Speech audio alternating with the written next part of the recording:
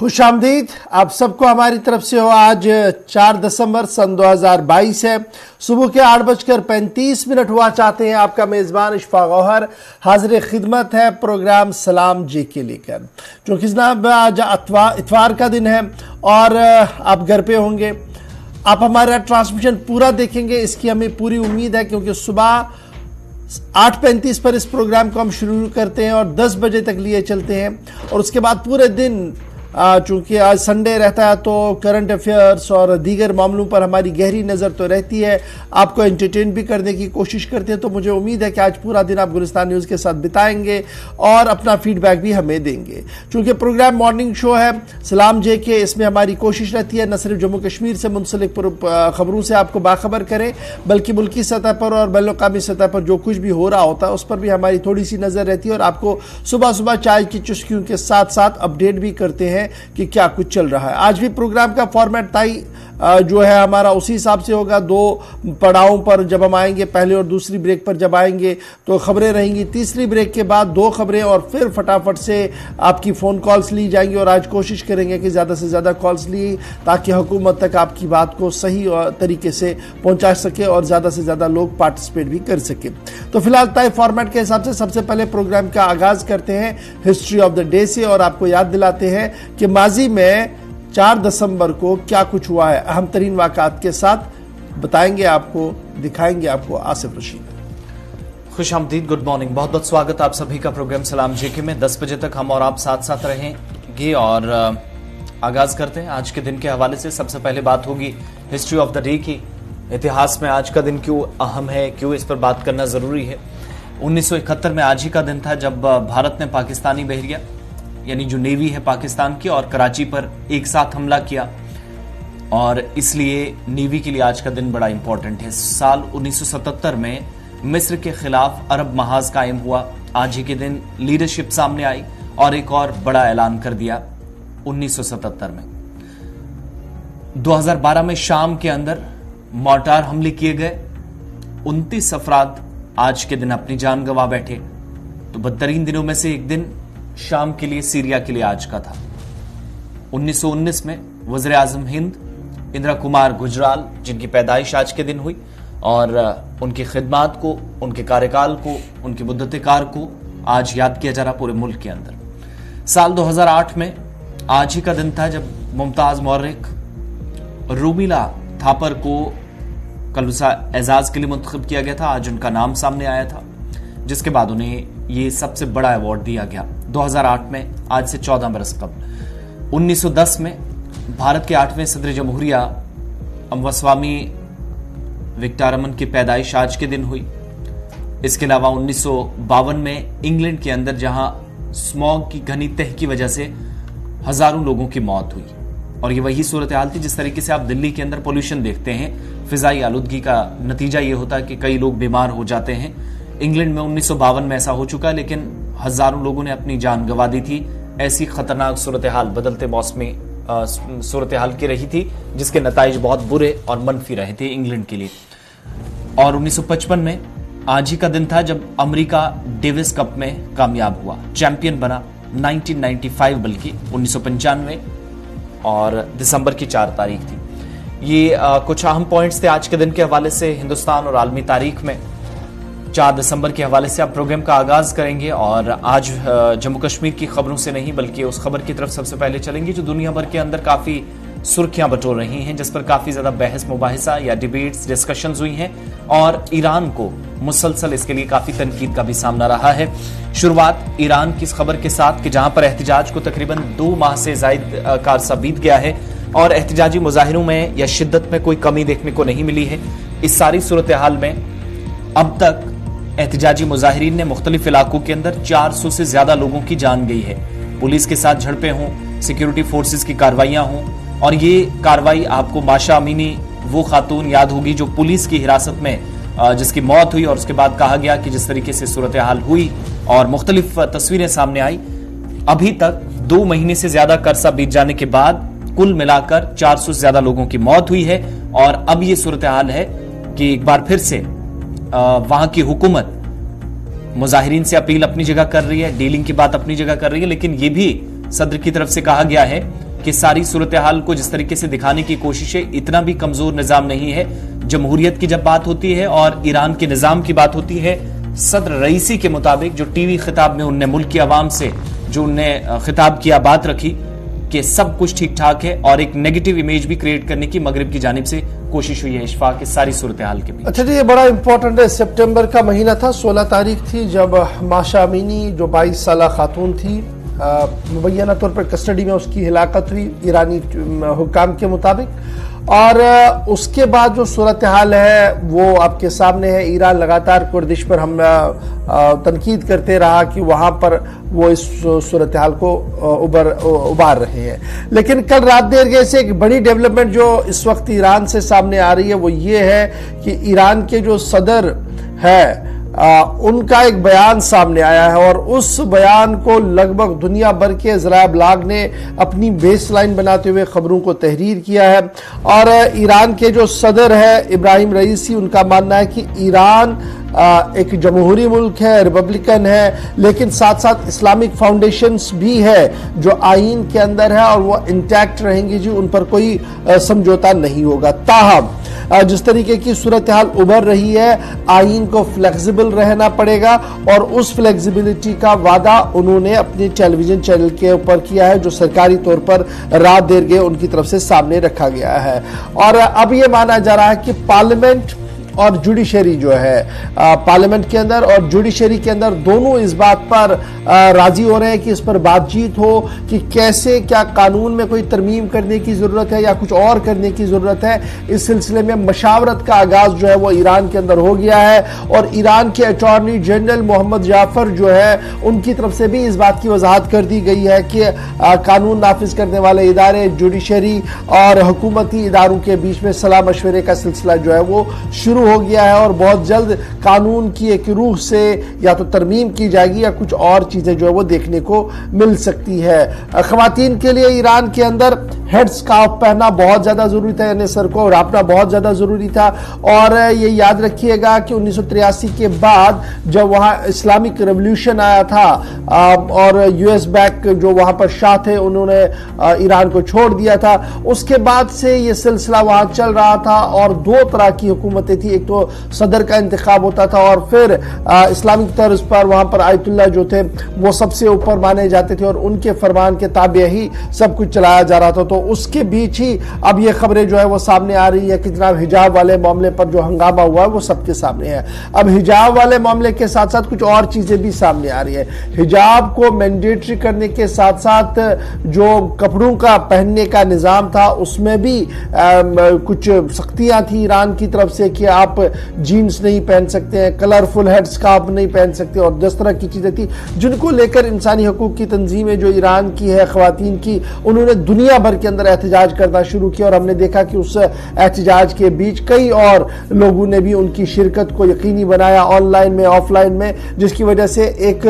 सिलसिला वहां पर चल पड़ा एहतजाज का, जिसमें 200 से ज्यादा लोगों के मारे जाने की खबरें भी अभी तक आ रही है। और खुद अक़वाम मुत्तहिदा में भी इस पूरे मामले पर एहतजाज किया गया अक़वाम मुत्तहिदा की इंसानी हकूक तंजीम की तरफ से। अच्छा, ये union of Islamic Iran people's party जो है मोहम्मद खातमी साहब की जो सदर है उनकी तरफ से भी अथॉरिटीज को ये कहा गया कि जनाब एक लीगल फ्रेमवर्क को देखा जाए, और ये जो मैंडेटरी हिजाब लॉ है इसको कैसे और ज्यादा फ्लेक्सिबल बनाया जा सकता है, इसकी ओर भी जरा देखा जाए ताकि जुल्म ज्यादा ना बढ़े और हमारी जो छवि बाहर जा रही है इसको भी रोका जा सके, किसी न किसी तरीके से इसको देखा जाए। यानी अब देखना होगा कि ईरान की जो शरई हुकूमत है वहां पर वो क्या इस पर फैसला लेगी, किस तरीके से इसको देखेगी। लेकिन सदर ईरान जो है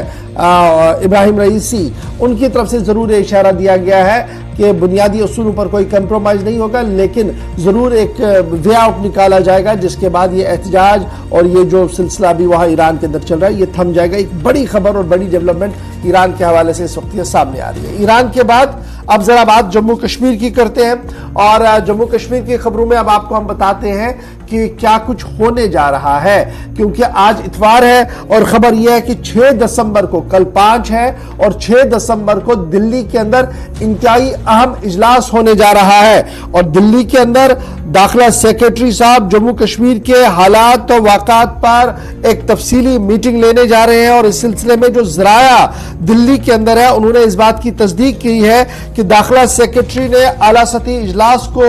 तलब किया है सिर्फ जम्मू कश्मीर के हालात को देखते हुए, और 6 तारीख को यह इजलास तय पाया गया है। और इस सिलसिले में तमाम तर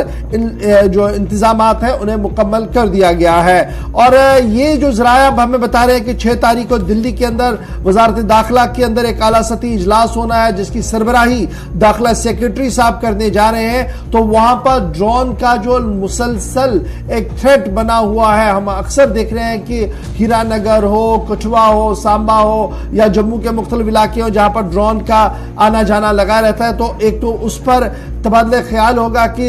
एस्टैब्लिशमेंट, सिक्योरिटी एजेंसियां के पास क्या इनपुट है और क्या कुछ करने की जरूरत है। फिर उसके साथ साथ जो गुज़श्ता साल यानी रवा साल के दौरान जिस तरीके से टारगेट किलिंग हुई है उस पर क्या कुछ हिकमत अमली और आज के दिन में क्या कुछ सूरत हाल है, इस पर भी तबादला ख्याल किया जाएगा। और उसके साथ साथ तरक्याती मंसूबों पर किस हद तक काम चल रहा है, क्या कुछ मजीद करने की ज़रूरत है और किन प्रोजेक्टों को हंगामी बुनियादों पर हाथ में लेने की ज़रूरत है। यानी 3 पड़ाव होंगे इस मीटिंग के, जहां ड्रोन का हमले की जो खदशात है और जो खतरा बना हुआ है एक तो उस पर गुफ्तगू होगी। फिर उसके बाद साथ जो टारगेट किलिंग का सिलसिला है वो इस रवा साल के दौरान क्या कुछ और आने वाले दिनों में क्या कुछ प्लानिंग रहेगी और डेवलपमेंट के हवाले से भी मीटिंग रहेगी। टॉप सिविल अफसरों के साथ साथ पुलिस और यूनियन टेरिटरी के दीगर अफसरों को इस मीटिंग के अंदर ऑनलाइन और ऑफलाइन आने की इजाजत जो है वो दे दी गई है। और दाखिला सेक्रेटरी साहब जो होम सेक्रेटरी है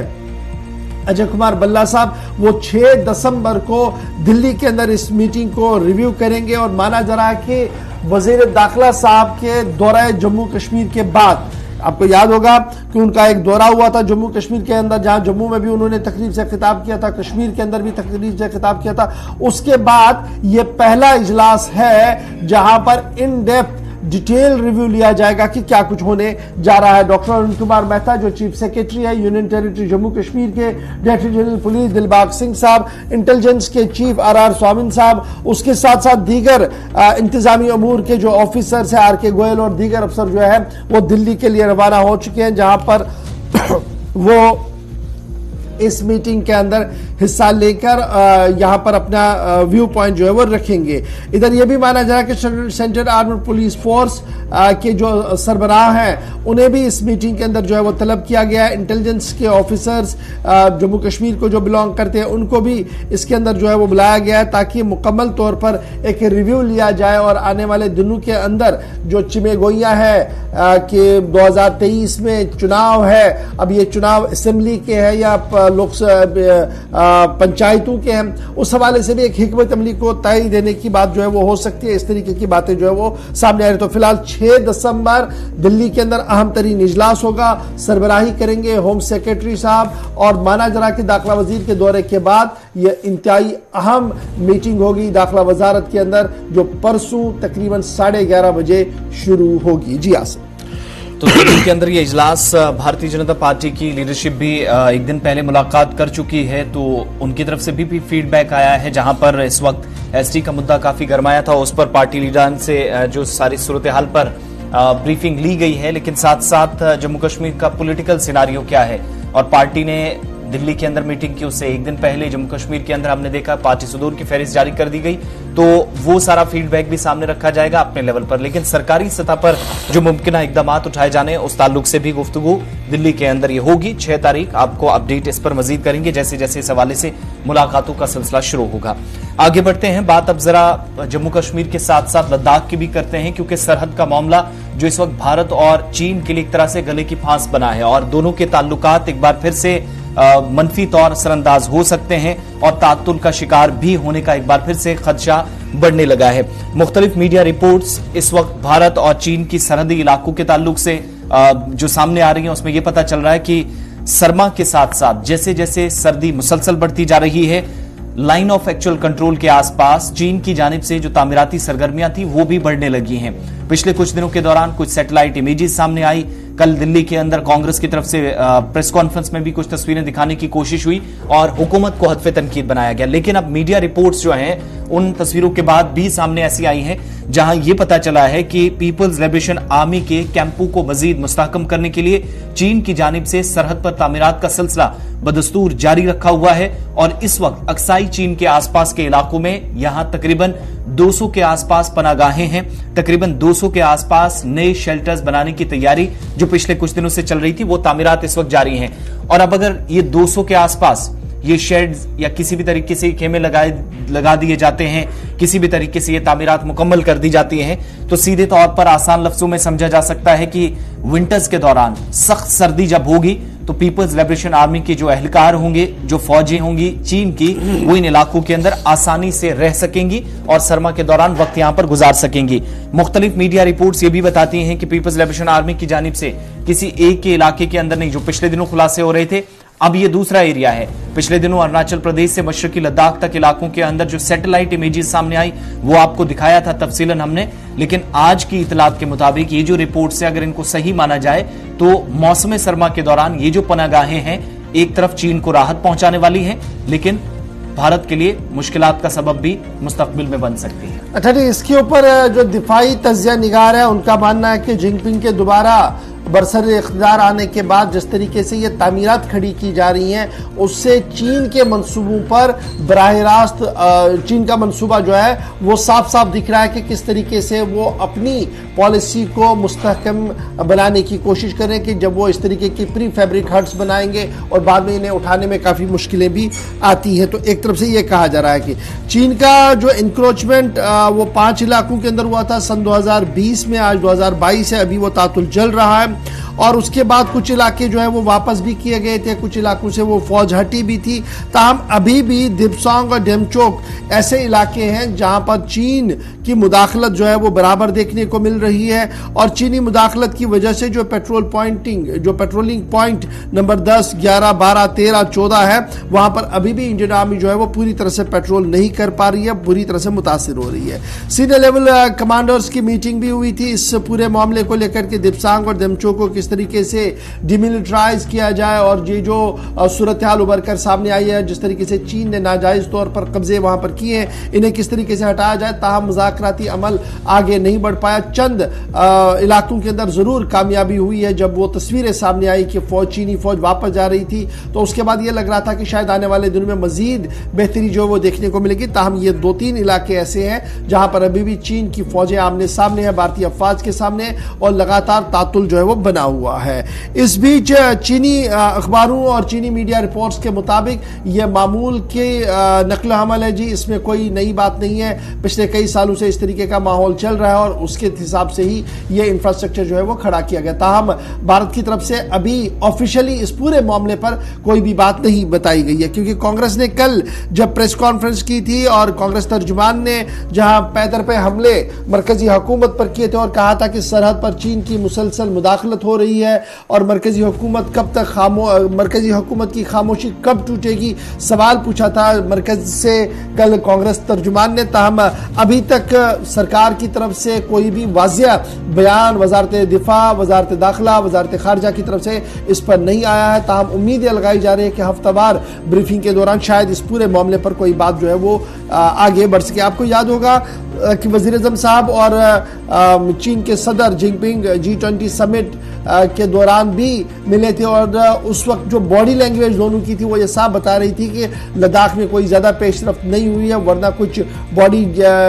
गेस्चर और बॉडी का जो लैंग्वेज था वो कुछ और होता। ताहम बर्फ़ न पिघलने की सूरत में अभी लद्दाख की सूरत हाल ये है कि कोई कमोबेश 200 स्ट्रक्चर्स खड़ा करने की बात अक्साई चीन और सियाचिन के इलाकों के अंदर आ रही है मीडिया रिपोर्ट्स के मुताबिक। ताहम सरकार की तरफ से अभी इस पूरे मामले पर कोई भी वजाहत जो है वो नहीं दी है। ताहम ये भी कहा जा रहा है कि ये जो PLA की तरफ से ये जो शेड्स बनाए जा रहे हैं, पी फैब्रिक शेड्स जो बनाए गए हैं, ये दरअसल अयाम सर्दी के दौरान फौजियों को बचाने की एक कोशिश होगी और ये प्री फैब्रिक शेल्टर जो बनाए गए हैं ये 15 से 18 किलोमीटर के उस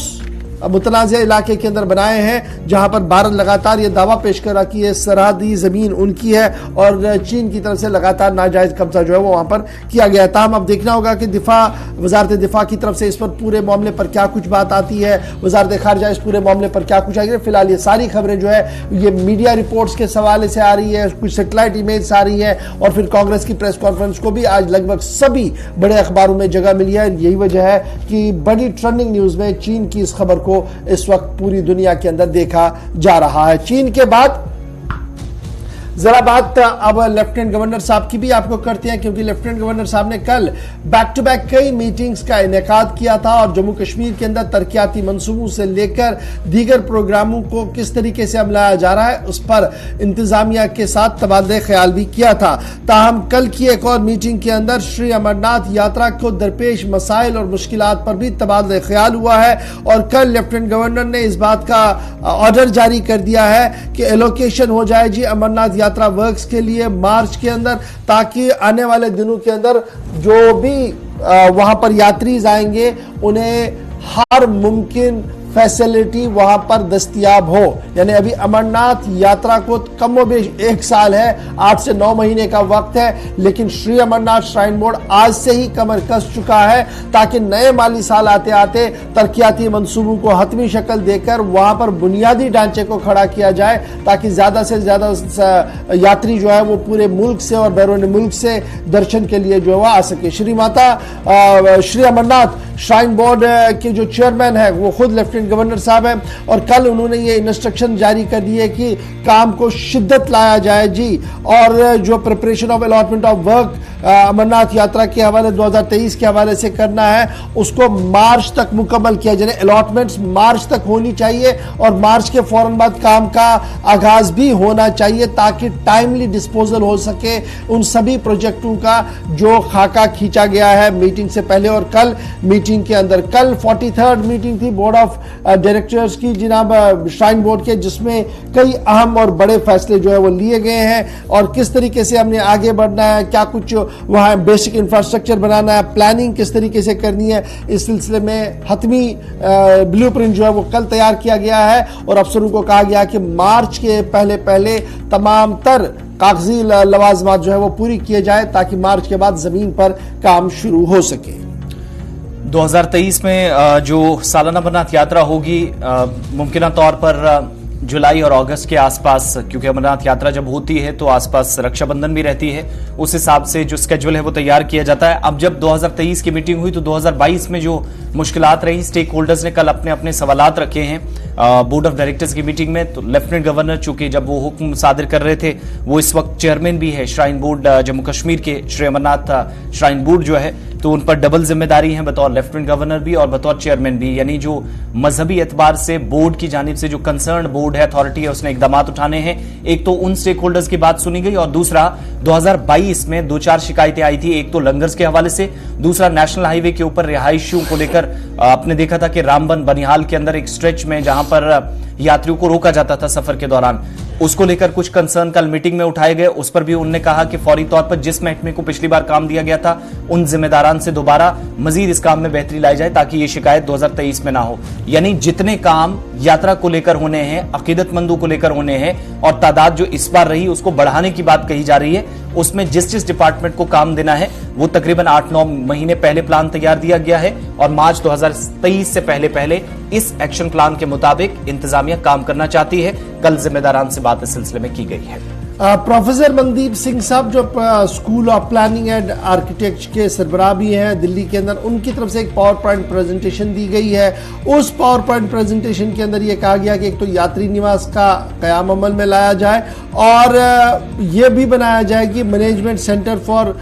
ये जो डिजास्टर मैनेजमेंट के लिए भी एक बिल्डिंग बनाई जाए और ये जम्मू के अंदर बनेगी। इस सिलसिले में भी कल जो है वो पावर पॉइंट प्रेजेंटेशन के बाद लगभग उसको हद की शक्ल जो है वो दे दी गई है। अब बढ़ते हैं जी आगे। बात अब श्रीनगर की करते हैं, जम्मू के बाद लेफ्टिनेंट गवर्नर साहब के बाद बात करते हैं उन कॉलोनीज की जो रातों रात बन जाती हैं और फिर हुकूमत के लिए सरदर्द भी बनती है। और उन्हीं कॉलोनीज में एक और कॉलोनी जो है वो आउटस्कर्ट्स ऑफ श्रीनगर बनी थी, जिसको लेकर ट्रिब्यूनल में अब यह मामला चला गया है और ट्रिब्यूनल ने बाज़ाब्ता तौर पर स्पेशल ट्रिब्यूनल ने श्रीनगर म्युनिसिपल कॉर्पोरेशन को यह हुक्मनामा जारी किया है कि वो इलीगल कॉलोनी जो बनी है श्रीनगर के आउटस्कर्ट के अंदर, इसकी तहकीकात करे कि कैसे ये बनी है। अनऑथोराइज्ड कॉलोनी डेवलप की गई है जी। रंबेलगढ़ इलाका जो श्रीनगर के बिल्कुल पास का इलाका है, वहां पर और मामला ट्रिब्यूनल में चला गया था, जहां पर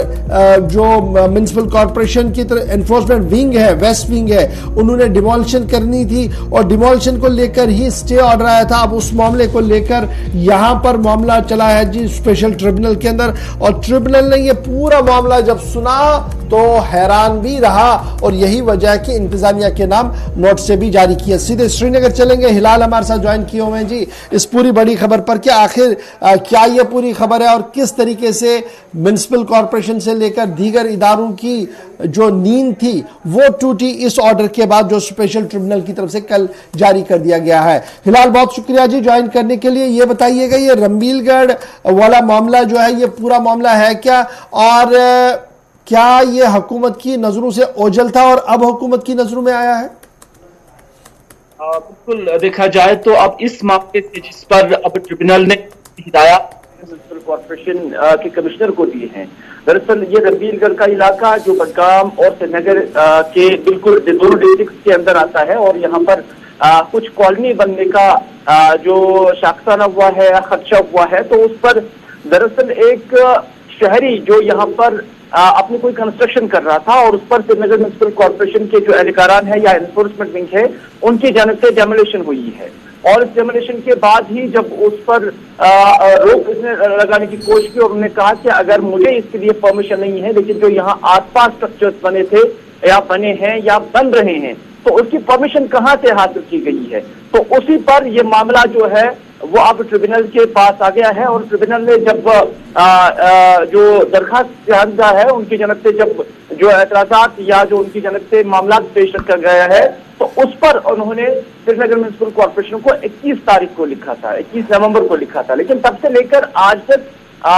श्रीनगर म्युनिसिपल कॉर्पोरेशन की जानब से इस पर कोई किसी भी नोटिस का जवाब नहीं दिया गया। और उसके बाद जो एक डायरेक्टिव है वो अब ट्रिब्यूनल की जानब से श्रीनगर म्युनिसिपल कॉर्पोरेशन को चला गया है और उनसे कहा गया है कि आप डिप्टी कमिश्नर बडगाम और डिप्टी कमिश्नर श्रीनगर के साथ और उसके साथ साथ जो रेवेन्यू ऑफिसर्स हैं उनके साथ भी आप राब्ते में रह सकते हैं, लेकिन जो यहाँ पर गैर कानूनी रिहायशी कॉलोनी बन रही है उस पर जो है कोर्ट की जानब से, ट्रिब्यूनल की जानब से स्टे लगाया गया है और कहा गया है कि इस तरह की कोशिश आइंदा भी नहीं होनी चाहिए और इसकी वजाहत की जाए कि यहाँ ये स्ट्रक्चर कैसे श्रीनगर म्युनिसिपल कॉर्पोरेशन के नाक के तले बन रहे हैं। अच्छा, कल इस पूरी समात के दौरान ये बात भी तो सामने आई है कि किसी ने भी श्रीनगर म्युनिसिपल कॉर्पोरेशन के पास जाकर परमिशन के लिए अप्लाई नहीं किया है, किसी के पास भी परमिशन नहीं है और स्ट्रक्चर्स बन चुके हैं। यही वजह कि ट्रिब्यूनल का एक बेस लाइन था कि बताया जाए जी ये कैसे हो रहा। तो क्या मैं ये समझूं कि अब इसके बाद कोई और कार्रवाई होगी या ये मामला यहीं पर रुकेगा? क्योंकि अक्सर ये देखा गया कि इस तरीके की कॉलोनियां अक्सर बनती रहती है और बाद में सरकार ने काफी दर्द-ए-सर भी उठाना पड़ता है इन कॉलोनीज को लेकर। और देखिए, ये अब श्रीनगर म्युनिसिपल कॉर्पोरेशन और कंसर्न डिप्टी कमिश्नर्स के हाथ में है कि वो इस पर किस तरह का एक्शन लेते हैं और वो ट्रिब्यूनल के इस फैसले को, इन हिदायत को किस तरह से अमलाते हैं, क्योंकि एग्जीक्यूशन का काम वो श्रीनगर म्युनिसिपल कॉर्पोरेशन और जो कंसर्न अथॉरिटीज हैं या डिप्टी कमिश्नर्स हैं उनको करना है मुतल्लिका तहसीलदारों के साथ उनकी मौजूदगी में, क्योंकि अब ऑर्डर्स चले गए हैं। अब देखना होगा कि वो किस तरह से इस कॉलोनी को जस्टिफाई करेंगे, क्या वो यहाँ पर भी डेमोलिशन शुरू करेंगे या कि फिर जैसा कि इससे पहले दरख्वास्त जानजा ने कहा है कि उन्होंने खुद भी स्ट्रक्चर के लिए कोई परमिशन हासिल नहीं किया है श्रीनगर म्युनिसिपल कॉर्पोरेशन के लिए, इस वजह से कि वहां किसी आसपास की जितने स्ट्रक्चर्स बने हैं उनमें से भी किसी ने कोई भी जो है परमिशन हासिल नहीं किया है। फिर इन परमिशन के हवाले से जब श्रीनगर म्युनिसिपल कॉर्पोरेशन से पूछा गया कि क्या आपने यहाँ इस मकान के आसपास क्या किसी स्ट्रक्चर को, किसी भी ढांचे को क्या आपने रेज करने का या उसको उसके लिए कोई परमिशन दिया है, जब श्रीनगर म्युनिसिपल कॉर्पोरेशन से कोई जवाब नहीं मिला तो उसके जवाब में अब जो है ट्रिब्यूनल की जानब से ये फैसला सादर किया गया है। लेकिन हो सकता है कि जो वहां पर स्ट्रक्चर्स बने हैं, उन्होंने कोई जो